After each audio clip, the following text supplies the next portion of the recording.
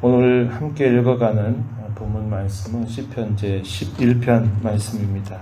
다윗이 기록했다 이렇게 표현되어 있고요. 내용을 쭉 보면 장르로 분류할 때 이것은 확신을 하나님을 향해서 표현하고 있는 시다 이렇게 봅니다. 하나님께서는 그의 백성들 뿐만 아니라 하나님이 지으신 모든 세계를 하나님은 다스려 가십니다. 그런데 특별히 하나님께서 그의 백성들을 다스려 가는 방법은 하나님께서 그 백성들을 만나셔서 그들에게 말씀하시는 방식을 따라서 하나님이 다스려 가신다 이렇게 이야기합니다. 로봇처럼 짜여진 프로그램에 의해서 무조건 강제적으로 강압적으로 하나님이 그의 자녀들을 다스려가고 이끌어가시는 것이 아니라 그들의 마음에 인격을 주셔서 그들로 하여금 하나님의 말씀을 듣고 또 그 말씀을 따라 살아가는 것을 그들이 즐거워하는 마음을 가지고 그들이 하나님을 섬기기를 하나님 기대하신다 하는 겁니다. 그래서 자원하는 마음으로 하나님의 말씀을 듣고 또 하나님의 이끄심을 언제나 바라보고 살아가기를 하나님은 원하신다는 것을 우리는 기억해야 한다는 것이죠. 오늘 우리가 읽은 이 본문 가운데서 제 4절 말씀에 보면은 여호와께서는 그의 성전에 계신다. 여호와의 보좌는 하늘에 있다. 이렇게 말합니다.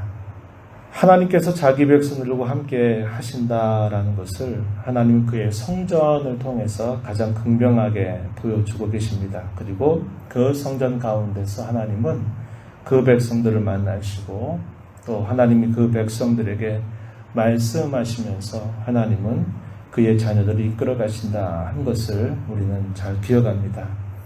뿐만 아니라 하나님은 모든 세상을 창조하시고 또 모든 세상을 그분의 계획을 따라 이끌어 가시면서 모든 세상을 다스리시는 분이시다 한 것을 이 본문은 우리에게 잘 보여주고 있습니다.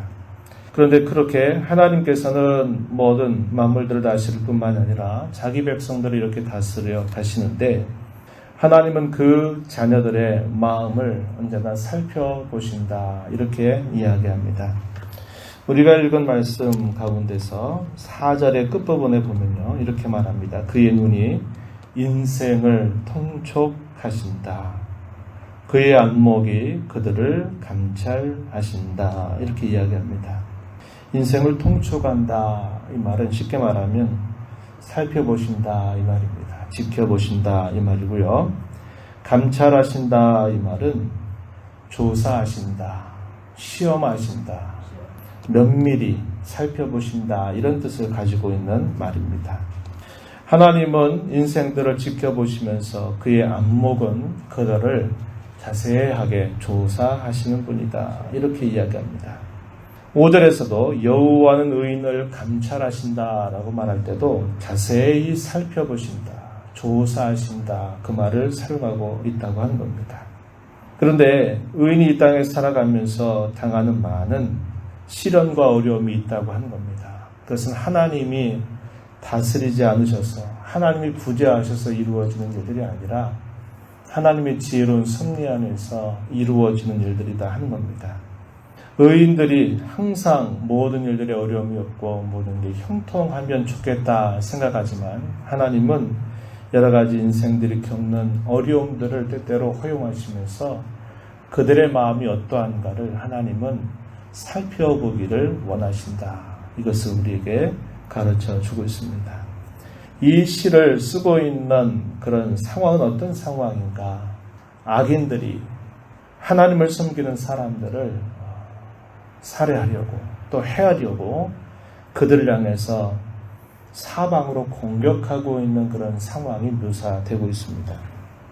2절 말씀 한번 가서 보세요. 악인이 활을 당기고 화살을 시위에 먹이며 마음이 바른 자를 어두운 데서 쏘려 한다 이렇게 말했습니다. 비유를 들었어요. 활을 당겨서 화살을 시위에 딱 잡아 당겨 있는 상태라고 하는 겁니다. 그리고 은밀한 곳에서 어두운 곳에서 언제든지 화살을 날릴 준비를 하고 있다 이렇게 표현했습니다. 그런데 이 시를 기록하고 있는 다윗 자신 혹은 의인들, 하나님을 섬기는 사람은 그에 비해서 뭐라고 표현했냐면 1절 가서 보면요. 새라고 표현했습니다. 새. 사냥꾼이 화살을 당겨서 시위를 이렇게 손으로 잡고 있는 상황에 처해져 있을 때 그 사냥꾼의 시야에 들어와 있는 것은 새라고 한 겁니다. 이 새가 할 수 있는 게 뭘까요? 저항할 수 없는 거죠. 새가 할 수 있는 일이라는 것은 빨리 날아서 도망치는 일밖에 없다고 하는 겁니다. 그만큼 그 상황이 아주 처절한 상황에 있다. 사방의 우겨싸움을 당하고 있는 그런 상황에 있다. 어찌할 수 없는 난관 속에 지금 사로잡혀 있다라는 것을 이렇게 비유적으로 표현하고 있는 겁니다. 그럴 때 하나님께서 그들의 마음을 자세히 살펴보신다. 이렇게 이야기하고 있는 것입니다. 다윗의 주위에서 그를 위한다고 하는 사람들은 다윗에게 이렇게 말을 한 겁니다. 1절 가서 보면요. 이렇게 말하죠. 너희가 내 영혼에게 새같이 내 산으로 도망하라. 함은 어찌함인가. 다윗은 우리가 잘 아는 것처럼 그의 생애 초기에는 그가 왕으로 기름 부음을 받고 그가 보낸 생애 초기에는 사울에 의해서 수많은 어려움들을 당했었죠. 사울과 그의 군사들의 추격을 받고 수많은 아첨꾼들과 배신자들에 의해서 그는 끊임없이 쫓김을 당하는 삶을 삽니다. 그리고 사울이 떠나가고 난 다음에 그의 인생의 후반에 또 어떤 일이 생겼습니까? 자기 목숨보다 더 사랑했던 압살롬이라고 하는 아들이 반역을 준비하고 반역을 꾀하면서 나라를 전복시키려고 하는 그런 큰 위기를 그가 맞게 됐습니다. 그런 위기 상황 속에 있을 때 다윗을 위한다고 하는 사람들이 당신이 지금 큰 위기 가운데 있고 마치 당신은 새이고 이 새를 잡으려고 하는 사냥꾼들이 화살의 시위를 당겨서 언제든지 어두운 데서 쏴서 잡으려고 하니까 빨리 피해라 라고 이렇게 충언을 하는 겁니다. 그런데 다윗은 뭐라고 말하냐면 그 충언에 대해서 반문을 하는 것이죠. 1절에서 우리가 읽었던 것처럼 내가 여호와께 피하였거늘 너희가 새같이 내 산으로 도망하라 이렇게 말하는 것이 도대체 무슨 말이냐, 어찌 된 거냐 이렇게 반문을 하고 있는 겁니다. 다윗은 수많은 요새들을 찾아다니면서 도망자의 삶을 참 오랜 세월 동안 살았습니다. 그러나 그가 그 오랜 세월들을 살아가면서 아무리 요새를 발견하고 아무리 그가 피난처를 발견해서 숨어 있어도 어느새 모르게 다윗이 저기 숨어 있다라고 하는 밀고가 사울에게 전달이 되면 다윗은 또다시 아무리 그것이 좋아 보이는 요새라 할지라도 또 다른 곳을 향해서 도망을 쳐야만 되는 그런 삶을 참 오랜 시간 동안 보내게 됩니다. 그는 그 수많은 그런 요새 또 피난처를 찾아서 다니지만 진정한 피난처가 그런 눈에 보이는 어떤 상황이 있다라는 것을 그는 인정하지 않게 되죠. 오직 그가 피할 수 있는 진정한 피난처는 어떤 요새도 어떤 상황도 아니라 오직 하나님 한 분밖에 없다라고 하는 사실을 그는 발견하게 됐어요.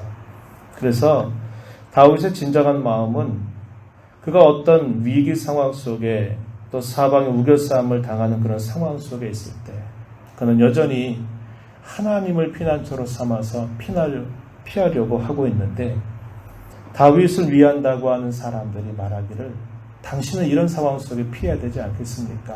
라고 계속적으로 충언을 하는 겁니다. 다윗의 마음을 흔드는 것입니다. 나는 여호와 하나님을 나의 피난처로 삼아서 피하려고 하는데 왜 너희들은 나로 하여금 상황에 기대하고 이 상황 속에서 피한 다른 것들을 바라보게 하느냐라고 반문하고 있는 것입니다. 이렇게 묻습니다. 다윗은 이렇게 물었어요. 3절에 보니까 이렇게 말합니다. 터가 무너지면 의인이 무엇을 하랴 이렇게 묻습니다. 터가 무너졌다. 자신의 삶의 근간, 기반, 자신의 삶에 있어서 가장 기본적이고 중요한 것들, 그것을 터라고 하는 비유로 표현했습니다. 자신의 생명의 위협을 당하고 왕으로 인정받기는커녕 계속 자기를 사냥꾼의 올무 아래 가두려고 하는 그런 상황은 마치 터가 무너지는 것과 같은 그런 상황이었다고 하는 겁니다. 그럴 때 묻는 겁니다. 터가 무너지면 의인이 무엇을 해야 되는가? 이렇게 물으면서 그는 이렇게 말하는 거죠. 내가 여호와께 피한다. 내가 어떤 상황에 피하지 않겠다. 내가 어떤 인간적인 방도나 또 사람들이 할 수 있는 어떤 일들을 강구하면서 거기에 피하지 않고 나는 오직 여호와 하나님을 나의 진정한 피난처로 삼고 난 여호와께 피하겠다. 이렇게 말하고 있는 겁니다. 이것은 그의 분명한 확신을 보여주고 있는 것입니다. 이 시편을 읽는 모든 교회와 모든 성도들을 향해서 다윗은 이렇게 묻는 겁니다. 터가 무너지게 된다면 성도는 과연 어떻게 해야 되는가? 그럴 때 그저 사람들의 말을 듣고 그때는 이렇게 하십시오. 자기의 생각과 방도를 강구해가지고 인간적인 방법으로 피하려고 하지 말고 오직 하나님을 진정한 피난처로 삼아서 하나님 안에 피해야만 된다. 이렇게 가르쳐 주고 있는 것입니다. 결과적으로 하나님은 어떻게 하실 것이라고 확신합니까? 하나님은 악인들에게는 그물을 던지셔서 불과 유황과 태우는 바람으로 그들의 잔의 소득이 되게 하실 것이라고 이야기합니다. 6절 말씀 보세요. 악인에게 그물을 던지시리니 불과 유황과 태우는 바람이 그들의 잔의 소득이 되리로다. 이렇게 말합니다. 그러나 하나님께 피하는 사람은 어떻게 하시겠느냐? 7절 보니까 여호와는 의로우사 의로운 일을 좋아하시나니 정직한 자는 그의 얼굴을 배울 것이다. 하나님을 뵙게 될 것이다. 어떻게 하면요?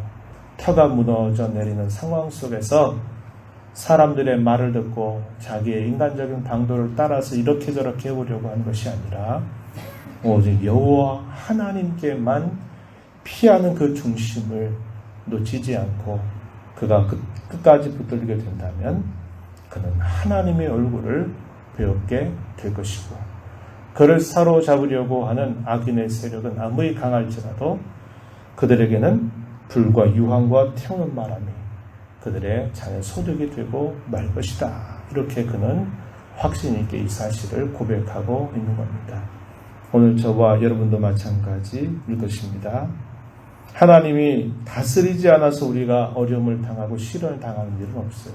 하나님의 지혜로운 섭리 가운데서 하나님은 때때로 우리가 생각지 못하는 일들을 허용하시면서 우리의 마음이 어떠함을 자세히 살펴보실 겁니다.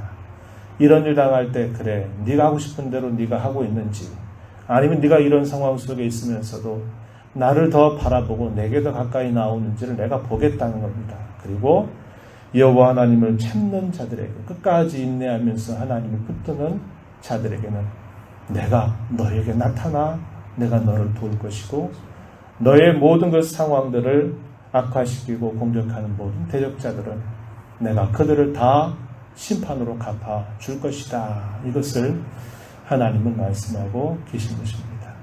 우리의 삶의 터전이 무너져 내린 것과 같은 그런 상황을 맞을 때 저와 여러분은 다른 것에 기대거나 다른 것을 찾지 말아야 합니다. 오직 하나님께 피해야 되고 하나님을 찾아야 되고 하나님만이 진정한 우리의 도움이 되신다는 것을 기억하면서 어려운 일 만나고 힘든 일을 당하게 되고 영적으로 많은 공격을 당한다고 생각이 될 때는 더욱더 하나님을 가까이 하고 그분을 의지하는 신앙의 자세를 우리는 잊지 말아야 한다는 것이죠. 이런 말씀의 교훈을 가슴에 새기면서 남은 생에 늘 이러한 복된 삶을 살아가는 모두가 되기를 축복합니다. 하나님 아버지 감사합니다. 복되고 거룩한 주의 새벽을 또다시 저희들에게 허락하셔서 내가 너희를 만나겠다. 내가 너희를 초청한다. 내가 너희를 부른다. 라고 말씀하시면서 흩어져 살던 저희들을 한 자리에 불러 모아주시는 복된 날, 거룩한 날, 존귀한 날 저희들에게 주심을 감사드립니다. 여호와 하나님을 구하는 것, 하나님을 끝까지 피하고 의지하며 하나님을 찾는 것, 터가 무너져 내리는 상황 속에서 의인이 마땅히 해야 할 일임을 우리에게 일깨워 주셨사오니 그 말씀 가슴에 깊이 새기면서 하나님을 더 찾고 의지하게 하시며 인간적인 방도와 사람의 말에 귀를 기울이고 상황에 피하는 자들이 되지 않도록 저희들의 마음을 굳게 세워 주시옵소서. 은혜의 보호자 앞에 나와서 아버지의 은혜를 갈구하며 또 이 하루를 시작한 모든 자녀들에게 하나님께서 크신 은혜와 복을 더하여 주시옵소서. 예수님 이름으로 기도드리옵나이다. 아멘.